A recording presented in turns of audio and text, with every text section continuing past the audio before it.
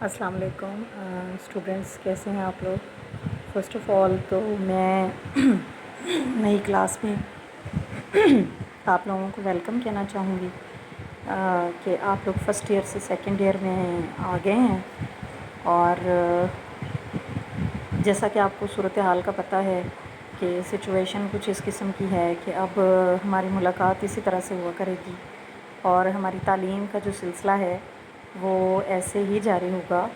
تو انشاءاللہ ہم لوگ ہمت نہیں ہاریں گے اور اپنی کوشش کو جاری رکھیں گے، اور جو لرننگ کا سلسلہ ہے آپ کا وہ ایسے چلتا رہے گا۔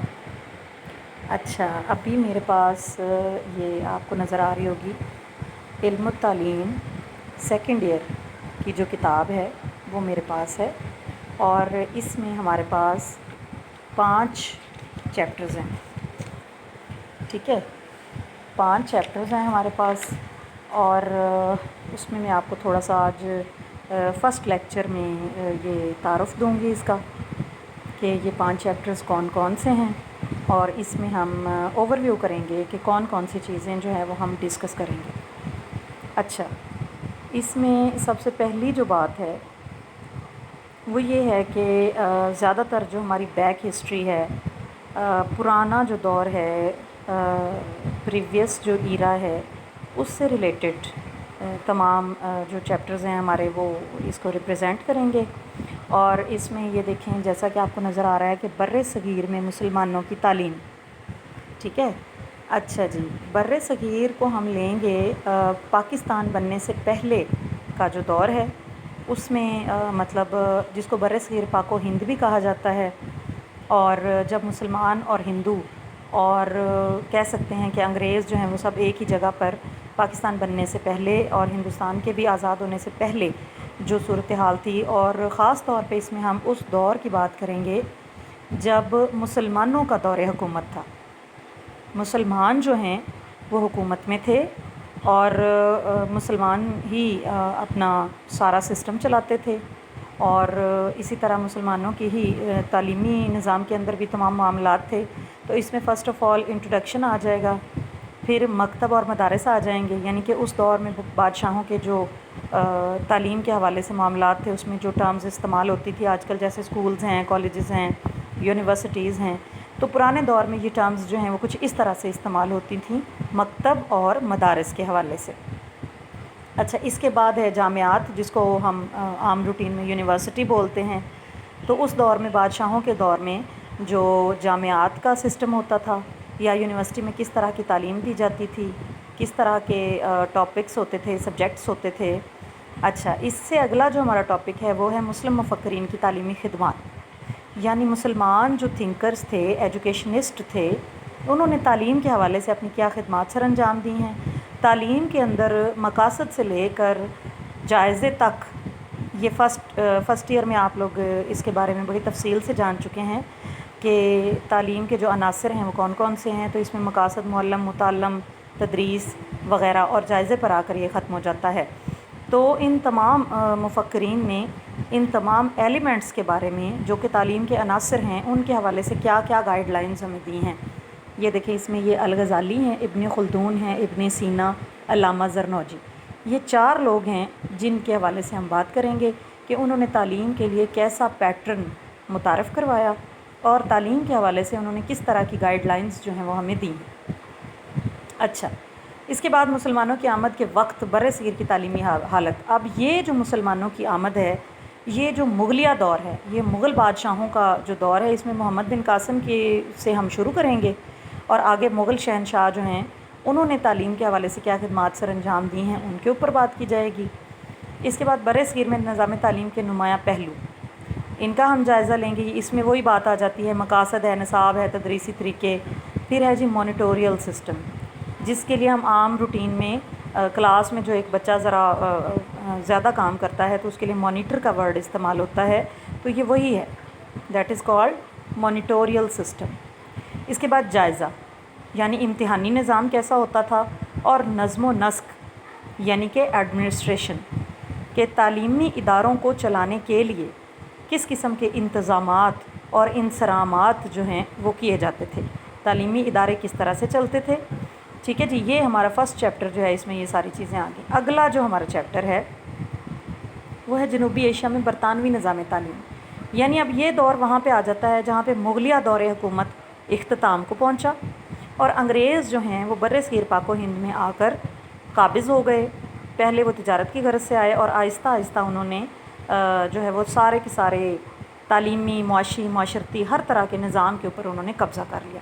لیکن وہ یہ زیادہ ان کی یہ خواہش تھی کہ ہم تعلیمی نظام کو کور کریں، کیوں کہ تعلیمی نظام اگر ہم چینج کر دیں گے تو ان کے ذہن، ان کی سوچ، ان کا سارا وہ جو طریقہ کار ہے وہ ہمارے جیسا بن جائے گا۔ یہاں پہ ہم فرسٹ آف آل برطانوی جو سیٹ اپ ہے اس کا تعارف دیکھیں گے۔ اس کے بعد ہے جی ایسٹ انڈیا کمپنی، یہ وہ کمپنی تھی جس کے ذریعے وہ لوگ کاروبار کیا کرتے تھے، اس کے اوپر ہم بات کریں گے۔ اس کے بعد ہے چارٹر ایکٹ، یہ پہلا ایکٹ تھا جو انہوں نے تعلیم کے حوالے سے پاس کیا تھا۔ پھر اس میں کچھ چینجز کیں تو ووڈز ڈسپیچ آ گیا۔ یہ ووڈ جو ہے یہ چارلس ووڈ ہے، یہ ایک آدمی کا نام ہے۔ اس نے انگلینڈ میں بیٹھ کر ایک خط کی صورت میں تعلیم کی جو پالیسی ہے وہ بھیجی تھی کہ تعلیم اس طرح کی ہونی چاہیے بر صغیر پاک و ہند میں۔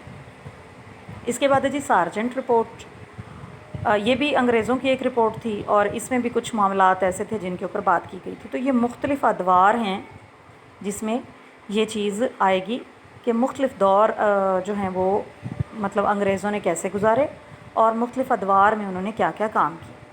اس کے بعد آ جاتی ہے جی بر صغیر میں برطانوی نظام تعلیم کی خصوصیات، یعنی بر صغیر میں رہتے ہوئے انگریزوں نے جو نظام تعلیم بنایا اس کی کیا خاص باتیں تھیں۔ تو وہ کیا خاص باتیں ہیں وہ انشاءاللہ ہم ڈیٹیل میں دیکھیں گے۔ جنوبی ایشیا میں مسلمانوں کی تعلیمی تحریکیں، اب جب انگریزوں کے مظالم اور وہ سارا سلسلہ جب عروج پہ پہنچا تو مسلمان جو تھے ان میں سے کچھ لوگوں نے یہ ضرورت محسوس کی کہ جو ہے وہ اس سارے سیٹ اپ کو چینج کیا جائے، اس طرح تو ہم بالکل ہی ختم ہو جائیں گے اور ہمارا تو کوئی جو ہے وہ نام و نشان نہیں رہ جائے گا، ہماری پہچان ختم ہو جائے گی۔ اس لیے انہوں نے کیا کیا کہ جنوبی ایشیا میں مسلمانوں میں سے کچھ لوگ ایسے تھے جنہوں نے کہ تعلیم کے لیے تحریکیں شروع کی، موومنٹس شروع کیں، کچھ کام کرنا شروع کیا۔ تو یہ دو تحریکیں ہیں ہمارے پاس، اس میں تحریک دیوبند ہے، ٹھیک ہے جی، اور تحریک علی گڑھ۔ اس میں ان کے اسباب ہیں، خصوصیات، تبصرہ، اسی طرح تحریک علی گڑھ جو ہے اس میں مقاصد، تعلیمی خدمات اور اثرات، یہ چیزیں ہم انشاءاللہ ڈیٹیل میں دیکھیں گے۔ اسی طرح ہمارا تیسرا چیپٹر آ گیا ہے۔ تیسرا چیپٹر جو ہے وہ آفٹر پاکستان، یعنی جب پاکستان بن گیا ہے تو اس کے بعد یہ دیکھیں کہ پاکستان بنا تو ہم نے نظریہ پاکستان کا مفہوم سمجھا کہ اس کا اصل مطلب کیا ہے، اور اس کے بعد قومی تعلیمی پالیسیاں جو ہے وہ ون بائی ون انشاءاللہ ہم لوگ ڈسکس کریں گے۔ اس میں یہ ساری پالیسیاں آ گئی ہیں۔ سب سے پہلے تعلیمی کانفرنس 1947 ہے، اس میں تعلیم کے حوالے سے کیا نکات پیش کی گئیں۔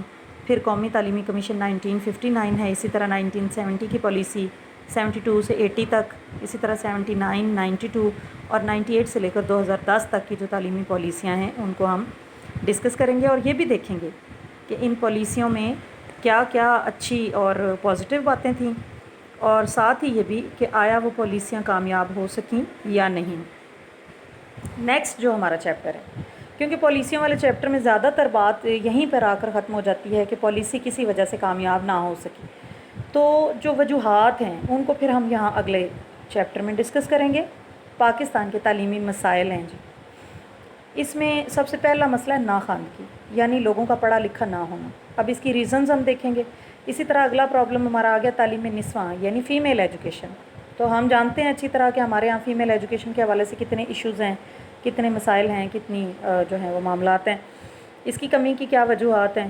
اگلا ہمارا آ جائے گا ٹاپک نظم و ضبط، یعنی یہ بھی ایک تعلیمی مسئلہ ہے کہ ڈسپلن کی بہت کمی ہے، ڈسپلن کا بڑا مسئلہ ہے، اور ہم دیکھیں گے کہ آخر ایسی کیا وجوہات ہیں جس کی وجہ سے ڈسپلن ہمارے ہاں نہیں ہے۔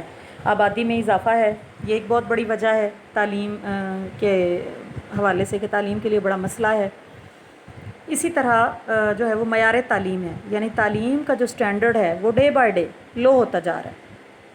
اب آپ اسی چیز کو لے لیں تھوڑا سا کہ یہ ایک ایسا ہمارے ہاں مسئلہ آیا ہے، ایسا وائرس آ گیا ہے کہ جس نے ہمیں گھر بیٹھنے پہ مجبور کر دیا ہے، اور ہم اس طرح سے آن لائن کلاسز کا جو سلسلہ ہے وہ جاری کر رہے ہیں، لیکن جو سامنے بیٹھ کر آپ لیکچرز لیتے ہیں، جو اساتذہ آپ کو بتاتے ہیں، آخر وہ بات اس طرح کی نہیں محسوس ہوتی، کچھ نہ کچھ کوئی کمی خامی، کوئی مسئلہ مسائل اس میں آ جاتا ہے۔ تو اس لیے یہ معیار تعلیم کیوں گر رہا ہے؟ اسکول ڈراپ آؤٹ بھی کہتے ہیں، یعنی وہ بچے جو اپنی تعلیم مکمل کیے بغیر ادارے کو چھوڑ کر چلے جاتے ہیں۔ اس کی کیا ریزنز ہوتی ہیں اور اس پہ کیسے قابو پایا جا سکتا ہے؟ اچھا، ایک اور بات کہ تعلیم کے حوالے سے جو لوگوں کے ایک جنرل ایپٹیٹیوڈ ہے یا ایٹیٹیوڈ ہے، جو رجحان ہے، جو رویہ ہے، لوگ تعلیم کو لیتے کس طرح سے؟ کیونکہ زیادہ تر ایسے ہوتا ہے کہ پیرنٹس بادر ہی نہیں کرتے، یعنی ان کو یہ لگتا ہے کہ پڑھ لکھ کے بچے کو نوکری نہیں ملے گی۔ تو مطلب یہ بات ہے کہ تعلیم کے بارے میں لوگوں کا جو رویہ ہے وہ بھی کوئی اتنا خاص بہت زیادہ حوصلہ افزا نہیں۔ یہ بھی تعلیم کے لیے ایک بہت بڑا مسئلہ ہے۔ لوگ تعلیم کی اہمیت کو سمجھیں، اس کے بارے میں اپنے رویے کو مثبت رکھیں تو شاید تعلیم کا جو لیول ہے وہ اس سے کچھ بہتر ہو۔ اس کے بعد ہے جی تعلیم میں سرمایہ کاری۔ سرمایہ کاری کا مطلب ہوتا ہے کہ کسی بھی چیز میں پیسہ لگانا، انویسٹ کرنا۔ تو تعلیم کے اندر ہمارے ہاں سرمایہ کاری بھی بہت کم ہے، گورنمنٹ بھی اتنا مطلب کوشش کے باوجود پیسہ نہیں لگا پاتی، اسی طرح پرائیویٹ سیکٹر میں بھی کوئی اتنا خاص اچھا حال نہیں ہے۔ تو یہ ہے کہ تعلیم کے حوالے سے لوگ بھی، والدین بھی اور باقی جو اتھارٹیز ہیں وہ پیسے کا ان کا جو رجحان ہے، سرمایہ کاری انویسٹمنٹ کا جو رجحان ہے وہ بہت کم ہے، جس کی بنا پر تعلیم اوپر آ ہی نہیں سکتی۔ تعلیم کا شعبہ بیچارہ نا وہ نیچے ہی رہ جاتا۔ اچھا، اس کے علاوہ ہیں تعلیمی اداروں میں طبعی سہولیات کی صورتحال۔ طبعی سہولیات میں بیٹا وہ ساری چیزیں آ جاتی ہیں جیسے بلڈنگ ہے آپ کی، اس کے علاوہ آپ کا فرنیچر ہے، اس کے علاوہ اگر گرمی ہے تو اس کے لیے فینز وغیرہ ہیں، اور اسی طرح بلیک بورڈ ہے، وائٹ بورڈ ہے، یہ سب طبعی سہولیات ہیں۔ ٹھیک ہے جی، تو بہت سے تعلیمی ادارے ایسے ہوتے ہیں جن میں ان سہولیات کی بھی بہت کمی ہوتی ہے۔ بعض ایسے بھی کالجز ہوتے ہیں، اسکولز ہوتے ہیں جن میں لیبز پراپر طریقے سے فرنشڈ نہیں ہوتی یا ایکوپڈ نہیں ہوتی، یوں کہنا چاہیے۔ تو یہ ساری چیزیں ہم دیکھیں گے، یہ بھی تعلیم کے لیے ایک بڑا مسئلہ ہے کہ لیبز تو ہیں لیکن ایکوپمنٹ نہیں ہے، تو بچے پریکٹیکل کیسے کریں گے؟ اچھا، اس کے علاوہ معاشی اور معاشرتی حالات ہیں، یعنی ہمارے ملک کے جو معاشی اکنامیکل کنڈیشنز ہیں، ہمارا ملک ایک غریب ملک تصور کیا جاتا ہے، ترقی پذیر ملک ہے، اور معاشرتی حالات یعنی آئے دن ہمارے معاشرے میں کوئی نہ کوئی مسئلے مسائل بنے رہتے ہیں جو کہ تعلیم کے لیے رکاوٹ کا باعث بنتے ہیں۔ ایک بہت بڑا مسئلہ ہے جو کہ آج کل ہمیں نظر آ رہا ہے، تو اس نے بھی تعلیم کے لیے رکاوٹ پیدا کر دی نا۔ تو اس قسم کی سچویشنز جو ہیں وہ بھی تعلیم کے لیے ایک بہت بڑا مسئلہ ہے۔ اچھا، آخری جو چیپٹر ہے ہمارا وہ ہے تعلیم کے فروغ کے لیے مختلف تنظیموں کا کردار۔ تو اب یہ ہم آ جاتے ہیں ڈپارٹمنٹس کی طرف جو مختلف شعبے تعلیم کے لیے کام کر رہے ہیں۔ سو اس میں فرسٹ آف آل پہلے تو ہم یہ دیکھیں گے کہ تعلیمی انتظام و انصرام کا مطلب کیا ہے۔ اسی طرح پھر یہ جو شعبے ہوتے ہیں یہ 3 طرح کے ہوتے ہیں۔ یہ فیڈرل بھی ہوتے ہیں جس کو وفاقی کہا جاتا ہے، جو کہ اسلام آباد تک اور اس کے علاقوں تک محدود ہے۔ اسی طرح صوبائی محکمہ تعلیم ہے، اس کے الگ کام ہے، وہ الگ اپنا ایک ان کا سیٹ اپ ہے۔ اور پھر نچلی سطح پر آ کر ضلعی سطح پر جو تعلیم ہے وہ آ جاتی، کیونکہ دیکھیں ایک بڑے جگہ پہ بیٹھ کر جیسے لاہور ہے ڈویژن ہے، ملتان ڈویژن ہے، تو اب سارے کے سارے کام جو بھی اس ڈویژن کے انڈر آ رہا ہے وہ ایک آفس میں تو نہیں ہو سکتے، اسی لیے وہ کیا کرتے ہیں کہ اوپر سے نیچے کی طرف جو اختیارات ہیں ان کو ڈیوائیڈ کر دیتے ہیں۔ ٹھیک ہے، تو وہ کیا ہوتا ہے کہ وفاق سے صوبے میں آتے ہیں اختیارات، صوبے والے پھر آگے ضلع کو گائیڈ کر دیتے ہیں کہ آپ نے یہ کام کرنے ہیں، تو ضلع والے جو ہیں وہ پھر اپنے ضلع کی حد تک رہتے ہوئے ان سارے کاموں کو سر انجام دیتے ہیں۔ آگے آ جائے گا یونیورسٹیوں کی تعلیم، کیونکہ یونیورسٹی جو ہے وہ کالج سے بھی الگ ہوتی ہے، اسکول سے بھی الگ ہوتی ہے، ان کا اپنا ایک سیٹ اپ ہوتا ہے، وہ خود مختار ادارے ہوتے ہیں، اٹانومس باڈی ہوتے ہیں، اس لیے یونیورسٹیوں کا اپنا سارا ایک یوں کہہ لیں کہ سسٹم ہوتا ہے۔ تو وہ چیز ہم دیکھیں گے کہ یونیورسٹی کا سسٹم کیسا ہوتا ہے، اس میں کون کون سے ادارے ہیں، وہ کیا کیا کام کرتے ہیں۔ اگلا ہم دیکھیں گے نصاب کے حوالے سے کہ وہ ادارے جو نصاب بناتے ہیں، ٹھیک ہے جی، تو اس میں وفاقی شعبہ بھی ہوتا ہے، صوبائی شعبہ بھی ہے۔ وفاق والے اپنے طریقے سے نصاب بناتے ہیں، صوبے والے پھر اس میں جو بھی کوئی تھوڑی بہت چینجز کرنی ہوتی ہیں وہ کر کے نصاب بنا لیتے ہیں۔ آگے ہے جی ٹیکسٹ بک بورڈ، یعنی وہ ادارہ جو کہ سرکاری سطح پر ہمارے لیے کتابیں چھاپتا ہے۔ تو جو وفاقی وزارت تعلیم جو نصاب کے حوالے سے ہے، یا صوبائی بیورو تدوین نصاب جو ان کو گائیڈ کر دیتے ہیں کہ بھئی اس طرح کی کتاب آپ نے چھاپنی ہے، تو وہ چیز جو ہے وہ ٹیکسٹ بک بورڈ والے اس طرح کی کتاب بنا کے مارکیٹ میں لے آتے ہیں۔ آگے جی سٹاف ڈیولپمنٹ، تو اس میں بھی یعنی یہ ہے سٹاف ڈیولپمنٹ کا مطلب یہ ہے کہ وہ سٹاف جو کہ تعلیمی اداروں میں کام کر رہا ہے ان کو ڈیولپ کیسے کیا جائے، ان کو بہتر کیسے بنایا جائے، تو اس کے لیے کیا کیا جاتا ہے کہ کورسز کروائے جاتے ہیں ان کو، جیسا کہ آپ کا یہ سی ٹی ہے، پی ٹی سی ہے، بی ایڈ ہے، ایم ایڈ ہے، ٹھیک ہے، یہ چیزیں جو ہیں یہ اسٹاف ڈیولپمنٹ کے کورسز میں آ جاتی ہیں۔ اس کے لیے بھی کچھ ادارے بنے ہوئے ہیں، کچھ سرکاری سطح پر ہیں، کچھ پرائیویٹ سطح پر ہیں۔ تو اس میں کیا ہے کہ کالجز آف ایجوکیشن ہے، اس کے علاوہ گورنمنٹ کالجز برائے ایلیمنٹری ایجوکیشن ہے۔ تو ایلیمنٹری ایجوکیشن میں نچلی سطح کے جو اساتذہ ہیں، نچلے گریڈ والے وہ آ جاتے ہیں۔ جو کالجز آف ایجوکیشن ہیں ان میں ذرا اوپر والے گریڈ والے آ جاتے ہیں، لیکن صرف اسکول کی حد تک، ٹھیک ہے جی۔ اس کے بعد میں پرائیویٹ تنظیمیں، اس کا مطلب یہ ہے کہ کچھ پرائیویٹ تنظیمیں بھی ایسی ہیں جو کہ یعنی یہ اسٹاف ڈیولپمنٹ کے حوالے سے کام کر رہی ہیں۔ سیکنڈ لاسٹ جو ہمارا ٹاپک ہوگا وہ امتحانات ہیں، یعنی امتحانی نظام جو ہے وہ کیسا ہے۔ تو اس میں ہم دیکھیں گے یہ بورڈز جو ہوتے ہیں، board of intermediate and secondary education, یہ وفاقی بورڈ الگ ہے، صوبائی الگ بورڈ ہے، اور اسی طرح کامرس وغیرہ کے جو طلبہ ہیں ان کے لیے علیحدہ جو بورڈ ہے وہ سارے امتحانات وغیرہ کنڈکٹ کراتے ہیں۔ اب اس میں کون کون سے آفیسرز ہوتے ہیں، کون کون سی ڈیوٹیز کس کے پاس ہوتی ہیں، یہ ساری چیزیں انشاءاللہ ڈیٹیل میں ہم دیکھیں گے۔ اور آخری جو ہمارا ٹاپک ہے وہ ہے دیہی تعلیمی ترقی، کیونکہ ہم سبھی لوگ جانتے ہیں کہ زیادہ تر جو آبادی ہے وہ ہماری دیہات میں ہے، اور بہت سے لوگ شہروں میں بھی آ گئے ہیں، لیکن اس کے باوجود میجورٹی آف پیپل جو ہیں وہ دیہی علاقوں میں ہی آباد ہیں۔ تو اب کیا ہے کہ وہاں پہ بھی ہمیں کوشش کرنی چاہیے کہ وہ لوگ جن کی ایکسس شہروں تک نہیں ہے، جو شہر آ کر آباد بھی نہیں ہو سکتے اور یہ بھی چاہتے ہیں کہ ان کے بچے پڑھیں، تو ان کے لیے کوئی نہ کوئی کورسز یا ورکشاپس یا پروگرامز یا کچھ بھی تعلیم کے حوالے سے جو کام ہے وہ ہمیں کرنا چاہیے، تاکہ لوگ اپنی جگہ پر بھی رہیں اور تعلیم کے حوالے سے جو ہے وہ ان کو کچھ نہ کچھ وہ لرن کرتے رہیں، کچھ حاصل کرتے رہیں، اور اس کے بعد کیا ہو کہ دیہی سطح پر بھی تعلیم جو ہے وہ ترقی کرے۔ یہ نہ ہو کہ دیہات والے ان پڑھ بیٹھے رہیں، شہر والے پڑھ جائیں، تو یہ معاملہ نہیں ہونا چاہیے، بلکہ تعلیم کی جو فیسلٹیز ہیں وہ ایکول لیول پہ سبھی لوگوں تک پہنچائی جائیں۔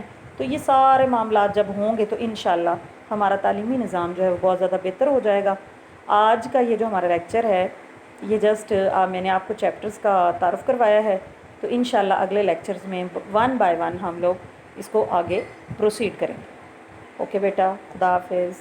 امید ہے آپ کو تھوڑی بہت اس کے تعارف کے حوالے سے سمجھ آ گئی ہوگی۔